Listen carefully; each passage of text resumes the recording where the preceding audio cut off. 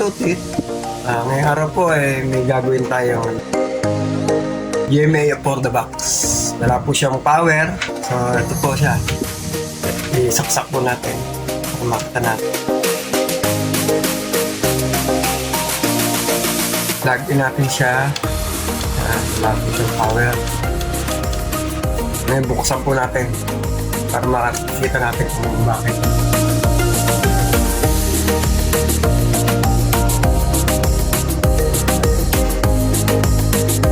Yun, ito po siya. Ngayon gawin natin mag-visual check tayo. Parang may nakikita po tayo ito. Nakikita niyo po ito. Capacitor na to. Bloated po. Ngayon ito try natin ano yan. Patanggalin natin yung board na yan. Tapos tanggalin natin. Value niya is 16 volts 1000 UF. Bali dalawa po yan. Meron pa isa yun. Malamang ito na yung ano niyan. Kasi unahin natin ng visual check. Then itong plug. Tingnan natin kung buo. Ngayon, set natin ito sa continuity. Buzzer. Buzzer. Para makasigurado ito tayo kung buo rin yung wire niya. Kailangan magbabuzzer yan. Yun. Buzzer siya. Kabila kailangan mag-buzzer. Kung hindi magbabuzzer yan, ibig sabihin may putol yung linya natin. Good naman po siya. So, proceed po tayo sa pagbaklas ng board. Balikan ko po kayo. Baklasin lang natin. At itong tanggalin na natin. Ito po, tatanggalin na natin itong capacitor na ito, dalawa.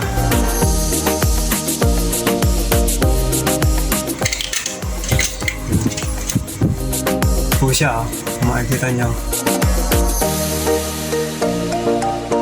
Bloated na po yan. Yung isa pa dito. Dalawa sila.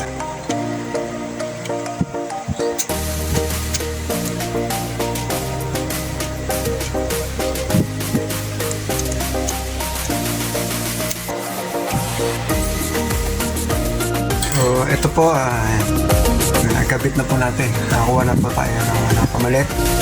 Medyo malaki nga lang yung pero pares lang naman ang value. Wala lang pong problema Ito po yung pinagdan ko. Ngayon, susubukan natin kung magpa-power na siya. Balik dalawa na yung pinagdan natin. Mga may mga ganito problema for the box yan. Malimit ng yan. Magiging cost. Kaya mabilis kasi bumigay itong mga ito. Pangit kasi itong klaseng capacitor na ito. Ito matitibay ito. Ganap tayo kanina Same value lang naman. Yan. Ikabit muna natin sa board.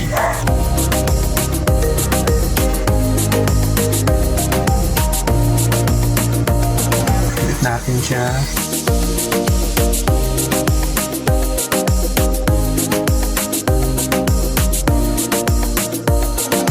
Natin magpa-power na siya.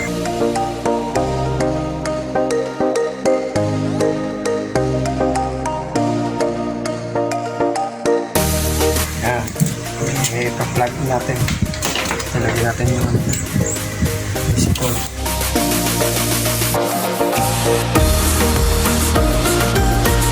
Ayan. Plug in natin.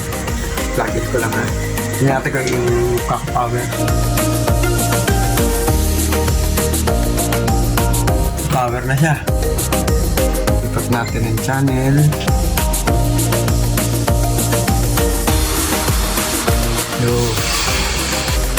Ganyan siya mga katutit.